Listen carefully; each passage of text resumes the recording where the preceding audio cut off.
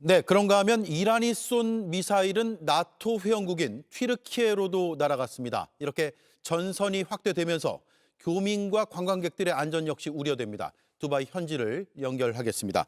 조보경 기자, 먼저 튀르키예로 날아간 미사일은 어떻게 됐습니까?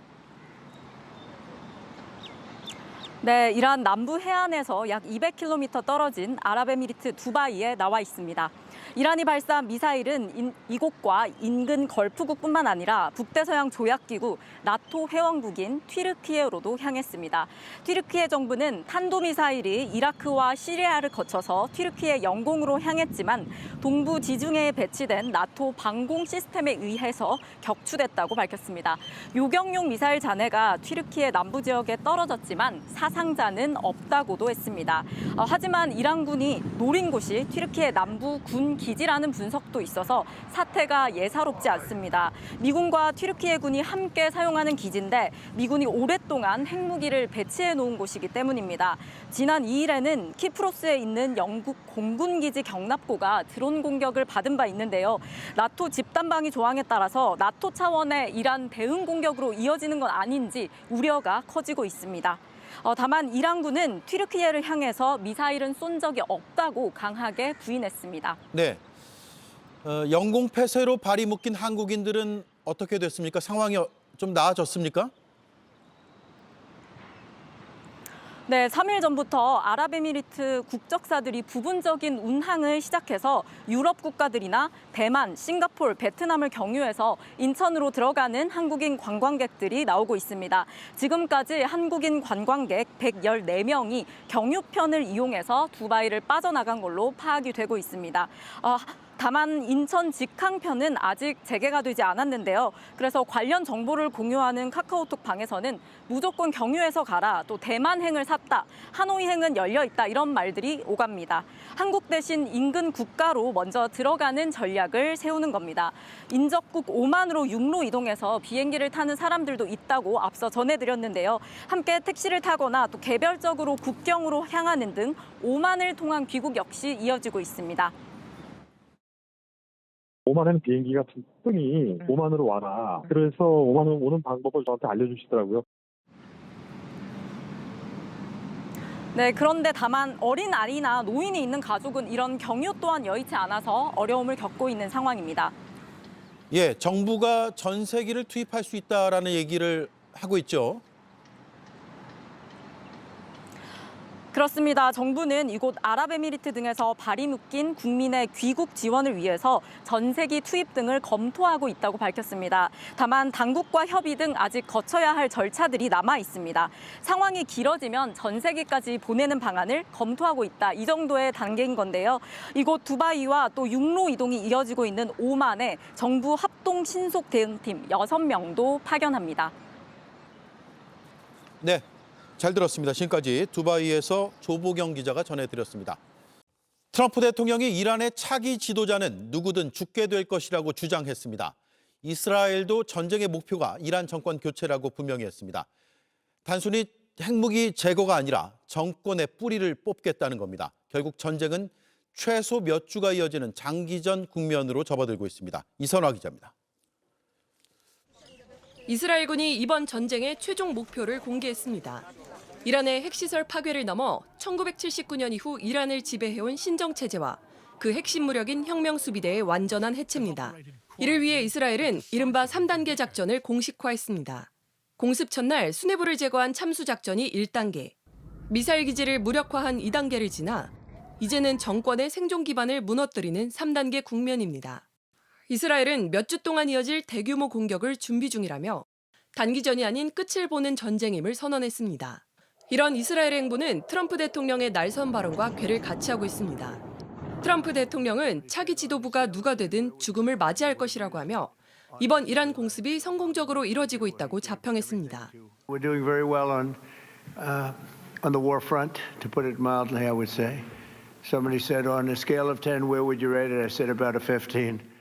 하지만 정권 해체가 말처럼 쉽진 않을 거란 관측도 나옵니다. 공중과 해상을 장악했다 해도 18만 명에 달하는 혁명수비대가 게릴라전으로 저항하면 전쟁은 수개월 이상의 소모전으로 치달을 수밖에 없습니다. 결국 미국과 이스라엘 모두 이란 정권 해체를 내걸면서 이제 전쟁은 공식적인 장기전으로 빠져들고 있습니다. JTBC 이선아입니다. 이번 중동 전쟁을 두고선 가짜 뉴스가 특히 범람하고 있습니다. 무엇이 진짜이고 무엇이 AI로 만든 가짜인지 판단하기가 쉽지 않습니다. 문제는 이런 가짜들이 그냥 관심 끌기용이 아니라 명백한 의도가 있는 선전물이라 피해를 키울 수 있다는 겁니다. 김혜미 기자가 팩트체크했습니다. 이란의 신형 탄도미사일이 이스라엘 수도 텔아비브를 폭격하고 있다. 이번 전쟁에서 러시아 국영방송이 내보낸 속보로 보이는 이 영상. 무려 150만 번 넘게 조회됐고 7천 번 넘게 공유됐습니다.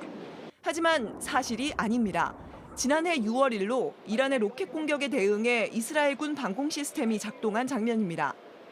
연이은 폭발음과 함께 치솟는 불길. 역시 이란의 미사일이 텔아비브를 초토화시켰다라는 글인데 이것도 온라인 공간에서 엄청나게 퍼졌습니다. 하지만 이건 아예 이스라엘도 아닌 베네수엘라로 마두로 대통령 체포 때 미군 공습작전 모습입니다. 폭격으로 이스라엘 건물이 반토막 나는 영상은 실제 있었던 일도 아닙니다. 자세히 보면 건물이 쓰러지면서도 멀쩡해 AI의 흔적을 찾을 수 있습니다. 실제로 이란이 텔아비브 인근을 공격하곤 있지만 이 정도 피해는 확인된 바 없습니다. 그런가 하면 울먹이는 미군 영상도 돌아다닙니다. Today was his birthday. He chose his country over celebration. He gave his life with honor. 미군 병사들이 트럼프의 결정을 저주하고 있다는 설명을 붙여놨지만 AI 생성물 감지 도구를 돌려보니 AI 영상일 가능성 80% 이상이라고 나옵니다. 뉴욕타임스는 이란이 반격 작전의 성과를 부풀리고 있다고 지적했습니다.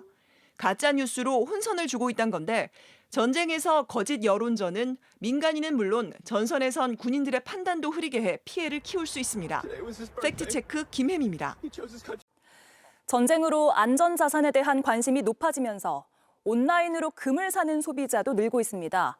그런데 한 소비자가 쿠팡에서 18K 금 귀걸이를 주문해봤더니 모두 가짜였습니다. 보증서도 있었는데 금은방에 가져가 보니 금이 아니란 감정을 받았습니다. 문제는 이 제품이 여전히 쿠팡에서 판매되고 있다는 점입니다. 박소연 기자가 취재했습니다. 18K 금귀걸이 보증서를 제공한다는 판매자의 말을 믿고 주문한 제품입니다. 26만 8천 원짜리 2개 양가 부모님 거고요. 저희 와이프께 이제 23만 8천 원짜리 해가지고 80만 원 좀 안 되는 것 같아요. 한 제품에만 18K 각인이 없어 의심스러운 마음에 인근 금은방을 찾았는데 뜻밖의 말을 들었습니다. 이거는 아예 뭐 금이고 뭐가 아예 아무것도 아니라고. 김 씨가 구매한 귀걸이를 감정해봤습니다. 시금석에 귀걸이를 긁어 시약 반응을 살펴봤는데 진짜 금과 달리 흔적도 없이 사라졌습니다. 3개 모두 가짜였습니다. 도금도 한 것도 아니고요. 그냥 아연, 철, 구리로 만든 일반 그냥 금속 액세서리 같아요. 해당 제품을 판매한 법인과 보증서를 발급한 업체 역시 연락이 닿지 않았습니다. 유통되지 않는 이 보증서에 글씨가 있고요. 회원사 제품이 아닙니다. 일반인이 그냥 무작위로 찍어낸 가짜 보증서 같습니다. 더 큰 문제는 쿠팡의 태도입니다. 김 씨는 본인 같은 피해자를 막기 위해 지난 1일 쿠팡에 이 사실을 알렸지만 닷새가 지난 오늘까지도 해당 제품은 판매 중입니다. 공범 아니냐. 이 정도로 방관하는 거면 공범 아니냐. 쿠팡 측은 가품 판매가 확인되는 즉시 판매 중지를 할 것이며 고객들에게 피해가 없도록 적절한 조치를 취하겠다고 답변했지만 구체적인 시점은 밝히지 않았습니다. 전문가들은 금을 구매할 때 한국조폐공사 등 기관이나 협회 인증을 받은 제품을 구매하라고 당부했습니다. JTBC 박소연입니다. 지난주 서울 대치동 은마아파트 화재 때 소방차가 이중 주차된 차들에 막혀 빠르게 진입하지 못했습니다. 사실 소방차 앞을 가로막는 차량은 밀어낼 수 있게 돼 있고 이 훈련은 지난 2년 동안 10,000번이나 진행됐습니다. 그런데 실제 상황에서 집행이 된 건 딱 5번뿐입니다. 이유가 뭔지 윤정환 기자가 취재했습니다. 화재 현장에 진입하려는 소방차 앞을 불법 주차 차량이 가로막고 섰습니다. 소방차가 뒤에서 밀자 마찰음을 내며 밀려납니다. 출동로를 확보한 소방차는 골목을 빠져나갑니다. 좁은 골목에서는 차량 앞 범퍼를 치고 지나가기도 합니다. 서울시와 서울소방재난본부가 현장 대원들에게 불법 주정차 차량 강제 처분을 독려하기 위해 실시한 시연 훈련입니다. 이 같은 강제 처분 강화 훈련은 2022년 4,095번, 2023년 5,346번 진행됐습니다. 하지만 정작 현장에서 강제 집행이 이뤄진 건 2018년 이후 5건에 불과합니다. 실제로 지난주 17살 학생의 목숨을 앗아간 서울 대치동 은마아파트 화재 현장 역시 겹겹이 쌓인 이중주차 차량들 때문에 소방차와 구급차가 진입에 어려움을 겪었지만 강제 처분은 없었습니다. 현실적이지 못한 소방 매뉴얼과 복잡한 행정 절차, 부담스러운 민원이 강제 처분을 주저하게 만드는 주요 원인으로 꼽힙니다. 대원들이 불법 주정차돼 있는 차량에게 차주에게 연락을 해서 고지를 해야 되는 것이고, 그리고 고지를 하고 나서 연락이 없었다는 것을 근거를 남겨둔 다음에 들어가야 되는 이런 절차가 있어서 강제 처분으로 차량이 파손될 경우 정부가 손실을 보상해주는 제도가 마련돼 있지만 관련 예산은 턱없이 부족합니다. 지난 2023년 서울 성북구 화재 당시 단 한 차례 강제 처분으로 지급된 손실보상금은 1,900만 원이 넘었는데 필로티에 하얀색 아우디 차량이 주차돼 있었는데 그 차량을 강제로 밀어야지만 접근이 가능한 상황이었습니다. 올 한 해 손실보상으로 책정된 서울소방재난본부 예산은 3천만 원이 전부입니다. 소방은 전담 변호사를 채용하는 등 강제 처분에 따른 소송과 행정 처리를 전담하는 시스템을 확대하겠다는 방침입니다. JTBC 윤정환입니다. JTBC 뉴스룸을 시청해 주셔서 고맙습니다. 저희는 저녁 6시 30분 뉴스룸에서 뵙겠습니다.